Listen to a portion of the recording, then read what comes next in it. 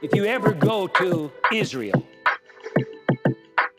on a regular commercial tour of Israel, the first place that they take you to is the Holocaust Museum.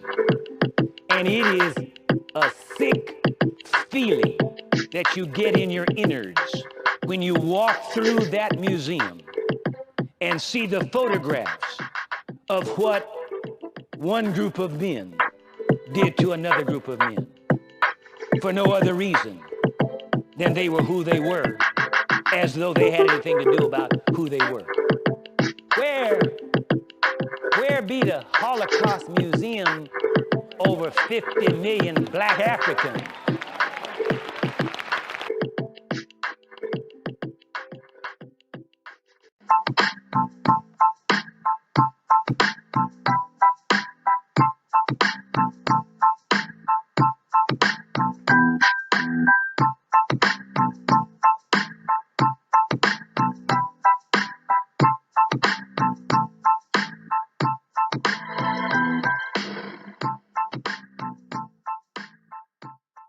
We're talking about racism.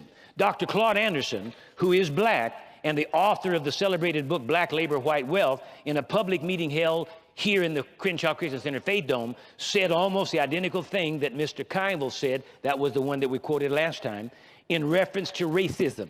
Dr. Anderson, speaking to a mostly black audience, said, and I quote, I want you to understand that you are in a very highly competitive situation. You're going to be competing to survive and prosper. And that's what racism is all about. Contrary to what anybody tells you, and I just saw a definition of racism in the Washington Post just last week, who is a noted columnist, who is a conservative. And what he was really talking about was prejudice and discrimination. Racial prejudice is about color, and anybody can be prejudiced, but only a certain group can be racist. All right, a black person cannot be a racist. Racism is a power relationship between groups of people. That's all it is. It means that one group of people have control of so much wealth and power and resources that it can deprive, hurt, and injure and exploit another group to benefit itself. Never, say never. Never. Dr. Anderson goes on to say, never in the history of the earth have black folk ever controlled that much resources where they have gone out of their way to exploit, injure, and do something to whites.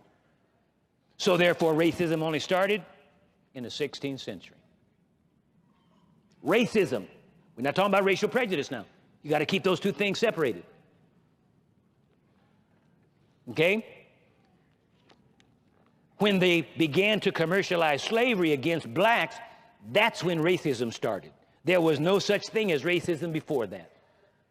The other thing you need to know about racism is racism comes from the word race, R-A-C-E.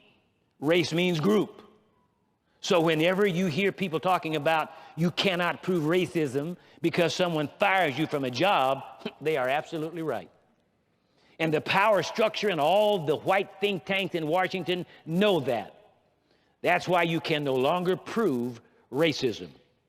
Because racism, hear this well, racism does not apply to an individual. It applies to a group. Because I discriminate against you, that's individual. That's personal. It's not group-based. And so you can no longer prove group-based discrimination. The second thing about the word race, which is very important, is that the word race means being in competition. Race means being where people are competing from here to there. And we're in competition. That's what racism means. Black people must learn how to compete and survive, or not compete and perish.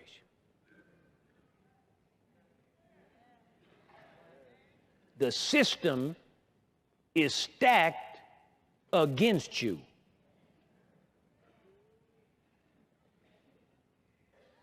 And if we don't pull together, we're going to be in the dugout not out on the playing field. We're going to be on the bench, not on the court shooting baskets. And that's how you subjugate a people, is keep them divided. And they have done a masterful job.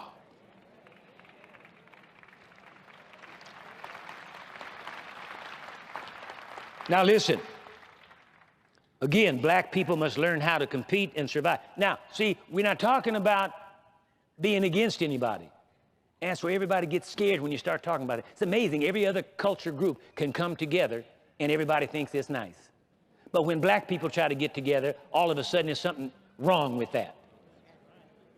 See, that's a part of the mentality and the mindset to keep us divided so that we're fragmented and don't have strength. See, if you take a string, wrap it around your hand, just a little small string, and take the other string, the other end of it, and wrap around your hand, and hold it like this and go, you can break that string. But you put 500 of them strings together, you will never break them.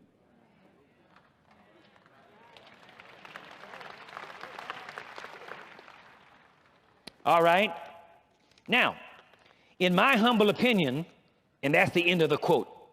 Let me read that again. Black people must learn how to compete and survive or not compete and perish. End of quote.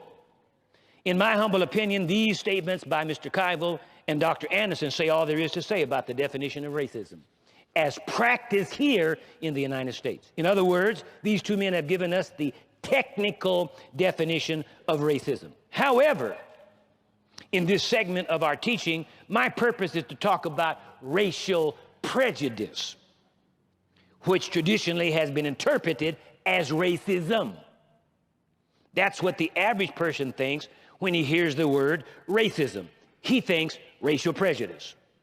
In a book entitled All God's Children, author Stephen L. McKenzie, associate professor of Hebrew Bible, Old Testament, Rhodes College, Memphis, Tennessee, copyright 1997 by Stephen L. McKenzie, on page 122, makes this illuminating statement, and I quote, "Despite the progress of the civil rights movement in the 1960s and the following decades, racism is still very much an issue in this country.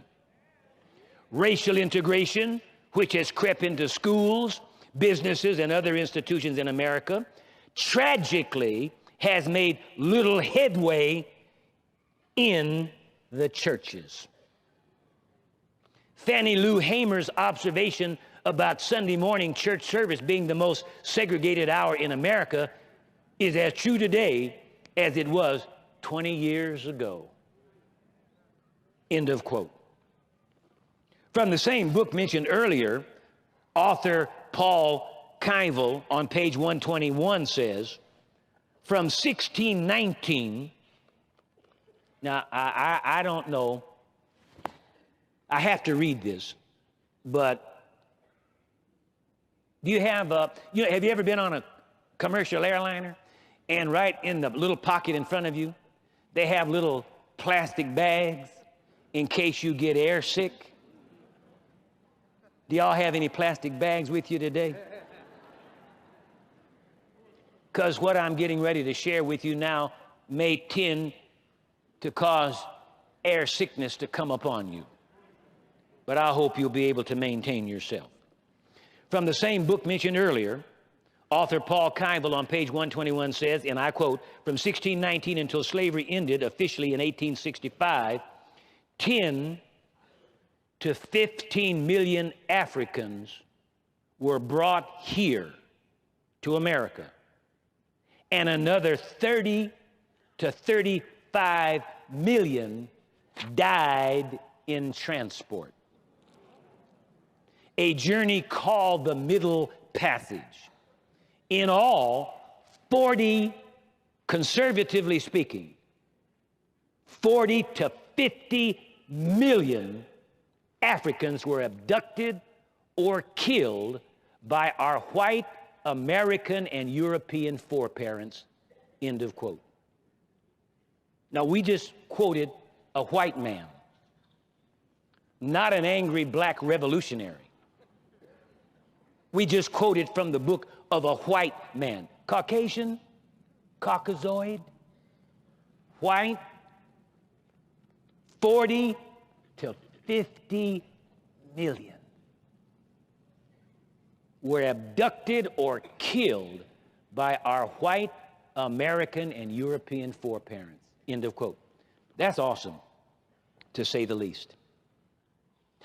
We get upset and righteously indignant, and rightly so, when we think about Adolf Hitler and the annihilation of 6 million Jews during World War II, which was without question a tragedy.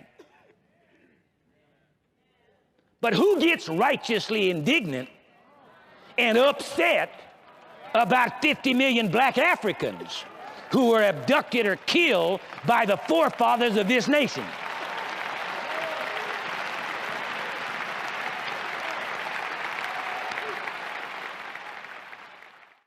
If you ever go to Israel on a regular commercial tour of Israel, the first place that they take you to is the Holocaust Museum.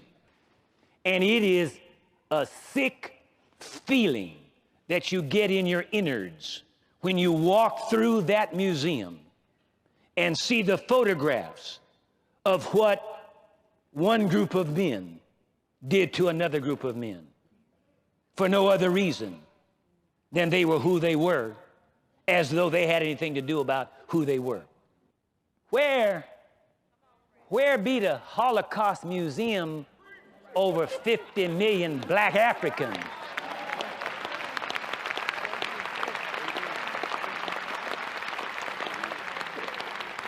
Well, I forgot, they don't count, they're just animals anyway, so forget them. Oh yeah, that's the attitude. Forget them. People want to get upset. I start talking about this and people get upset. You don't get upset with the Jews for having the Holocaust Museum. And I agree with him. I think they ought to have it. Thank God they have it. And hopefully enough people with enough brains will go there and see that mess and never be tempted to do that or let that happen again to any group of people. But what about the black Africans?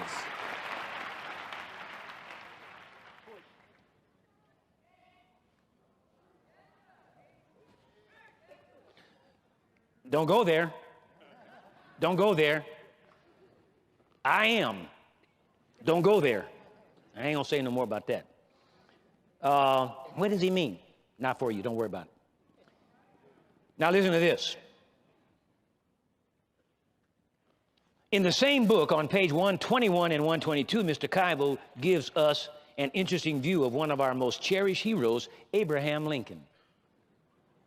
I always thought that Abraham Lincoln freed the slaves because of a heartfelt desire to do what was right in the sight of God concerning one man enslaving another man.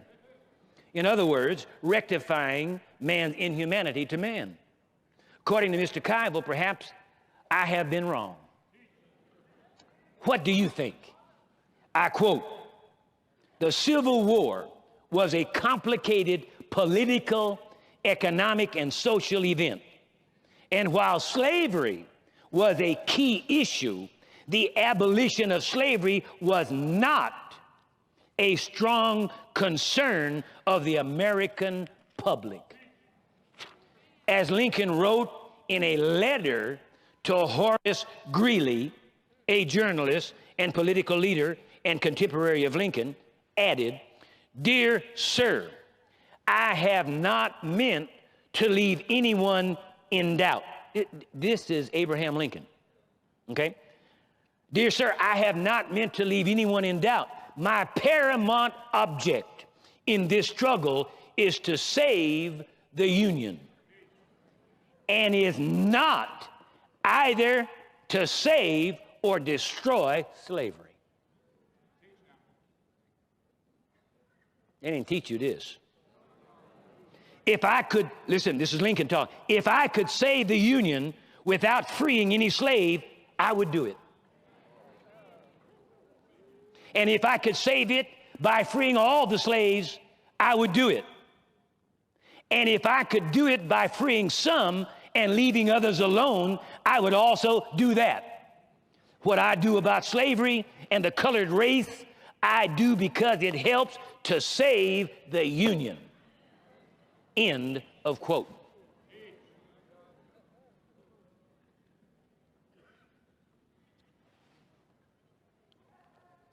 And people, you wonder why we have problems.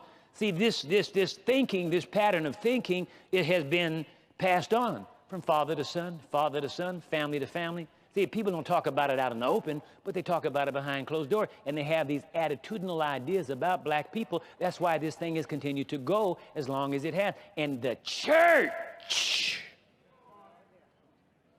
is the most guilty group on planet Earth in fostering this kind of thinking.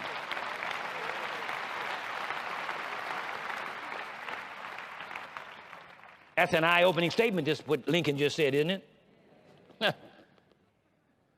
On page 122, Mr. Kuyvel makes an insightful statement that is sure to anger some. I quote, "The second problem with moving on from slavery is that we rarely acknowledge the long-lasting effects of more than 200 years of slavery. Although slavery was officially abolished by the 13th Amendment in 1865, economic and cultural exploitation, everyday violence, including lynching, rape, physical attack, and other forms of mob violence, political disenfranchisement, and also total segregation in the South and the North continued into recent times. We have had over 350 years of economic and cultural enrichment of the white community at the expense of African Americans. The effects of that exploitation are in the present." End of quote. Now, there's one last statement that I would like to quote from Mr. Kuyvel that I think puts the icing on the cake of this issue of racism in America. On page 110, he says, and I quote, "We cannot build trust and an honest commitment to creating equality in this country if we are denying the injustices of the past.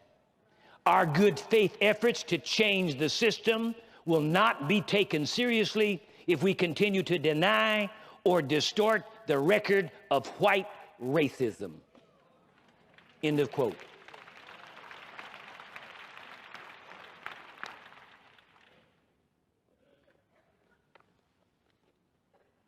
That's awful, but it's awesome. I hope you're hearing me.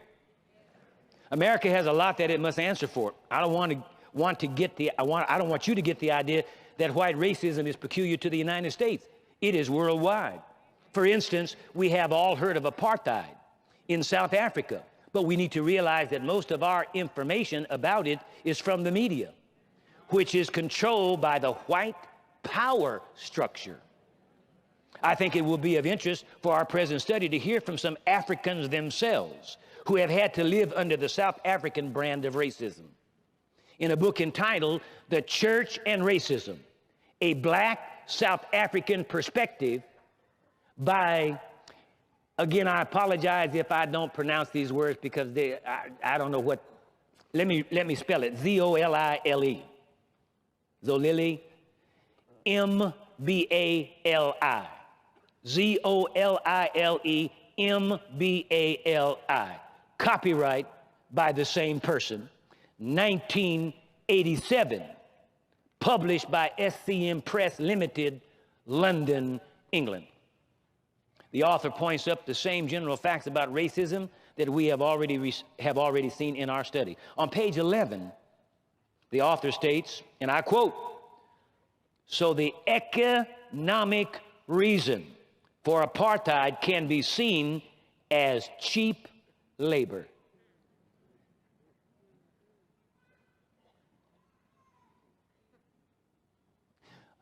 America can relate to that because it be the past master of cheap labor.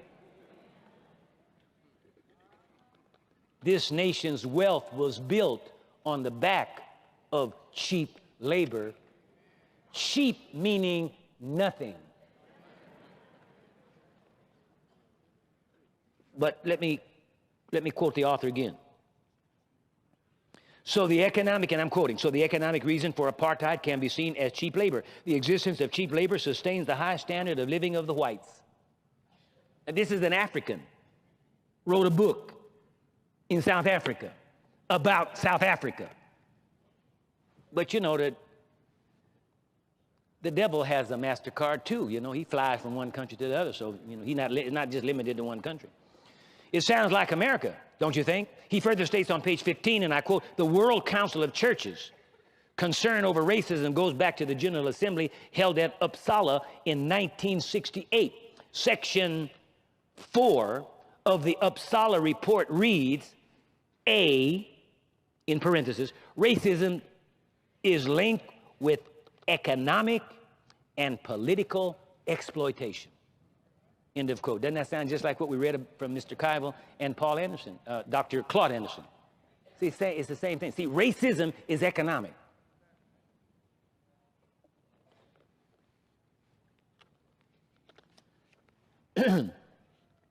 We are back at the same point that Mr. Keivel and Dr. Anderson pointed out to us. Racism is, as I said, economical and political exploitation. Whether America or South Africa, it's the same old garbage. Mr. MBALI goes on to say on page 18, under heading B, rationale for an ecumenical program to combat racism. That's the subtitle. Okay?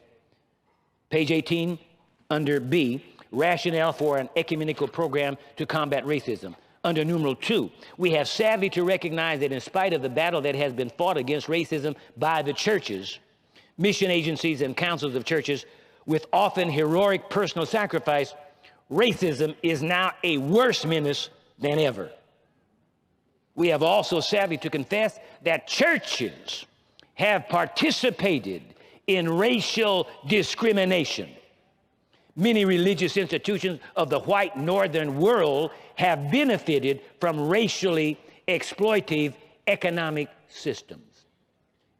Many church members are unaware of the facts of racism and of the involvement of their religious and secular institution in its perpetuation. Lacking information about institutionalized racism and about the possibility of developing sophisticated strategies to secure racial justice, Christians often engage in irrelevant and timid efforts to improve race relations. Too little and too late. End of quote. Now, I want you to get the enormity of this because this statement was made in 1969. Now, I want to refer to one more statement that Mr. MBALI makes that I think every American and every person who styles himself a Christian should think about very seriously. I think that the future of our nation and the church rests upon the recognition of the truth revealed in this statement. On page 17, Mr. MBALI states, under Roman numeral 2, recommendation regarding an ecumenical program to combat racism. Under numeral 1, and I'm quoting, since its inception, the World Council of Churches has consistently denounced the sin of racism.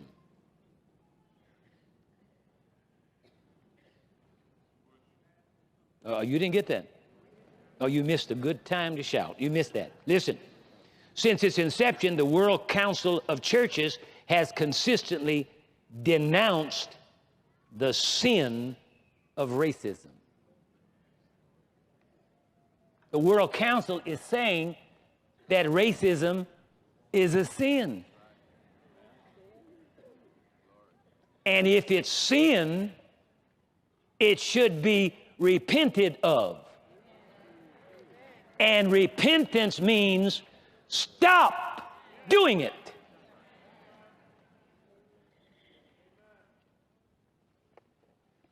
That's one reason why our nation is going through the hell it's going through. This nation has never repented.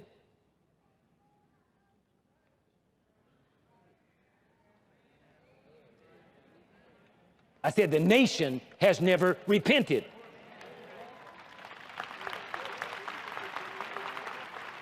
Listen now. Since its inception, the WCC, World Council of Churches, has consistently denounced the sin of racism. That's the bottom line issue. Racism, called by any other name, is still a sin. And sin must be dealt with. The question must be asked, how did or what allowed America to get into the position of being racist or color prejudiced against black people? How'd that happen? How'd that start? Where did it come from? We know that slavery was and is an economic proposition. But what conditions prevailed that allowed WASP, so-called Christian men and women, to condone racism and racial prejudice? And if you don't know what the WASPs are, W-A-S-P, I'll tell you. White Anglo-Saxon Protestants. I didn't coin the word. This is a word I picked up in my research. That's how they refer to themselves. White Anglo-Saxon Protestants. We need to look at that question. How so-called Christian men and women could condone racism and racial prejudice. We need to look at this very carefully so that we can see how to reverse the situation. We definitely have some monstrous racial problems both in secular America and in the Church of the Lord Jesus Christ. What could enter the minds of intelligent, rational, thinking people that would cause them to mistreat a whole race of people who had never done anything negative to them, to treat them in a way in which they themselves would not want to be treated? The cause, the big lie, black people are inferior. This has been taught in the schools, in the homes, and in the history of this nation. The lie must be corrected. Some people will deny this assertion and will attempt to defend themselves. They will become angry with me and threaten to stop watching the program or financially stop supporting the program. All I can say is do what you have to do, because I must do what I have to do.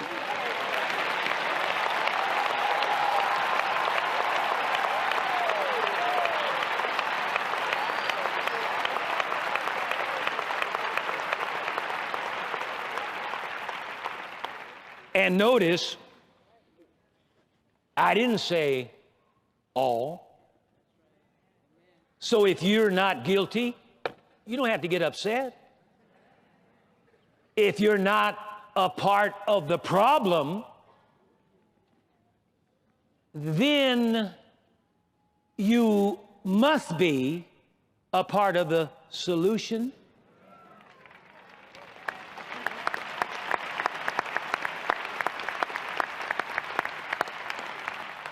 Jesus said it this way. See, there is no middle ground. There is no neutrality. Jesus said it this way. Real simple, cut to the chase. Jesus said, if you're not for me, you are against me. That's it. It's that simple. That's how he interprets it. You may say, well, I'm not for and I'm not against Jesus. I'm neutral. He says, if you're not for him, you are against him.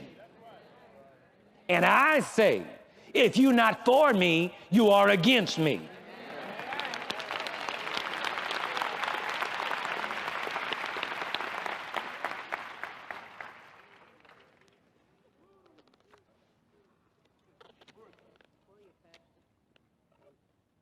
Let's look at some historical documentation to see if there is any validity to what I have said in regards to the lie about the inferiority of the black man.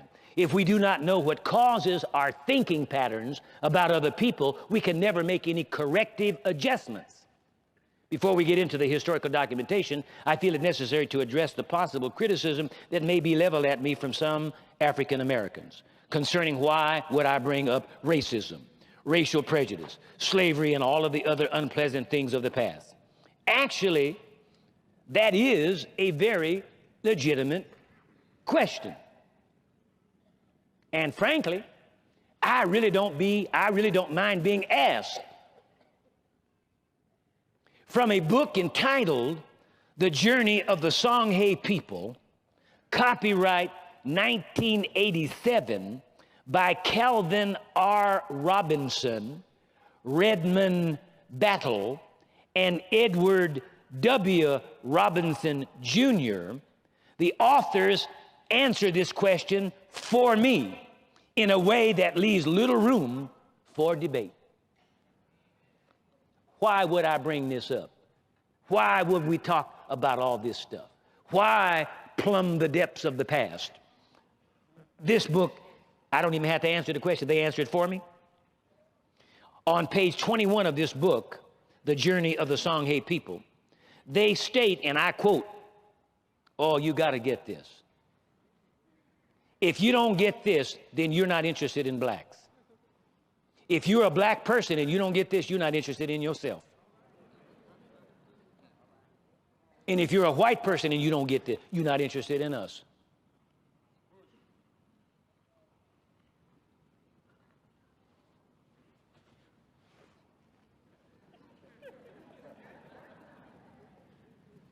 Now get this. I quote, "Knowledge of race history is to the race exactly as an individual's memory is to that individual." Let me drop that on you again, because that heavy, that this deep. We going deep now. You got to get this though. You got to get this. Listen to this, because I know that this thing just went to the air today, and when the rest of it gets to the air, people are gonna. I know what black folks gonna do. The field folk. They're gonna be upset with me. They're gonna denounce me. They're gonna denounce me. They're gonna talk me. Now you watch it. Your friends and relatives, they'll do the same thing. Oh, the house. Yeah, that's the house. I'm sorry. No, the field folk. They're the good folk. Yeah, we the field folk. Hey, field folk. I'm sorry. I meant the house folks. You know them house people? They're gonna jump all over me about this. But here, get this now. Quote, "Knowledge of race history is to the race exactly as an individual's memory is to that individual. The masses of African Americans suffer from partial cultural amnesia because of a certain deliberate program which wiped the slates of our memories clean of true African events prior to the cotton fields of America."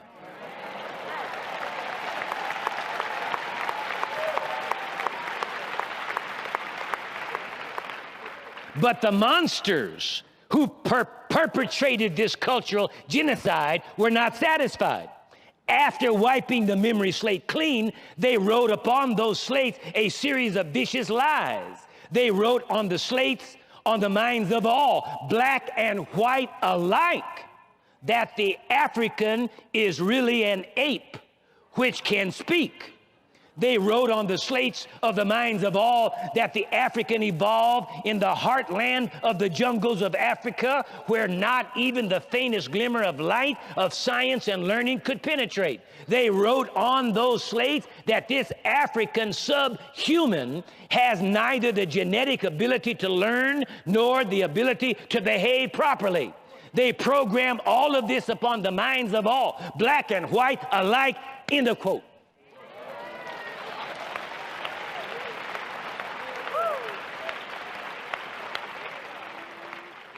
I agree with this because the history of this nation bears it out. On page 23 and 24 of the same book, they ask an important question and answer it superbly. Why study modern history or any history at all? Two of the greatest benefits that can be derived from the knowledge of history is not only the receiving of a better understanding of the present, but more importantly, that knowledge of history will provide the information with which to shape the future. Place yourself in the position of a successful businessman who, as a result of an accident, has a sudden loss of your memory. You would not know where your office is, nor how to get there. You would not know what successes you had achieved, what you are supposed to do today, nor how to plan for future successes. For all of your knowledge and experience would be entirely lost. You would have to start all over again. You would not know the reasons for your present situation. You could not call on experience and knowledge to plan for a successful future. If your business rival stole your records, they could tell you all kinds of falsehood. They could reduce you to an impoverished, blubbering idiot. That condition is called amnesia. Amnesia is not just limited to individuals. A whole race can have amnesia.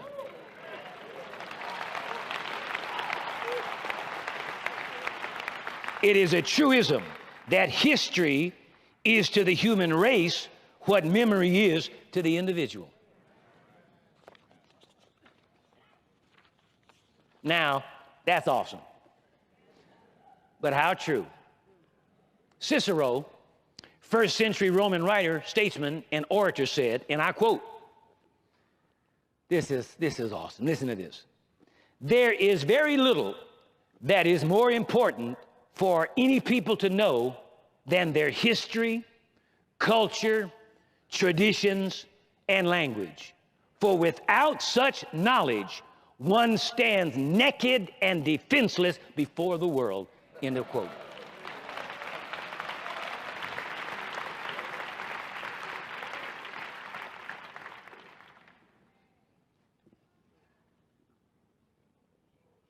We don't know where we came from.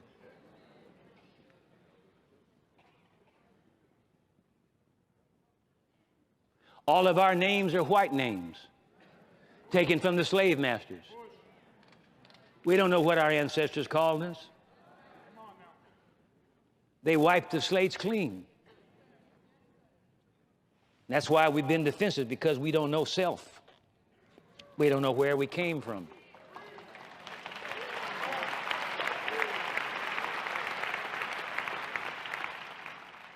Someone else has well said, and I quote, "He who does not understand the past is doomed to repeat it." End of quote.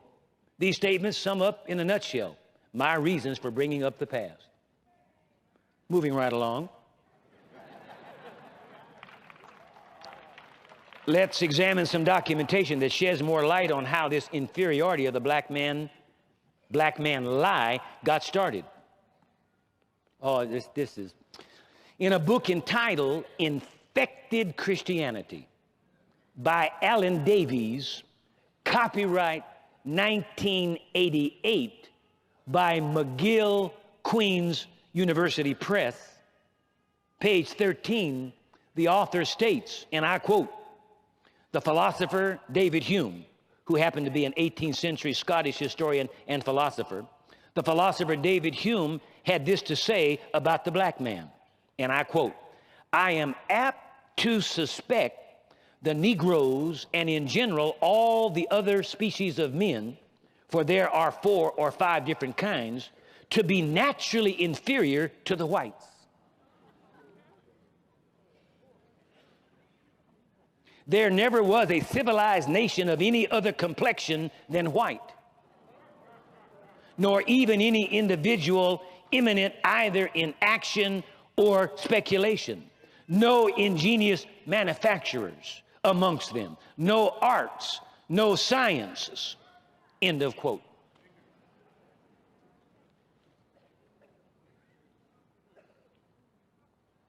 And I mean, I can understand how he could come up with that. I mean, I can see that. I mean, how in the world, I mean, you know, ignorant black folk couldn't have done anything but build pyramids. I mean, that's, you know. You know. Apes.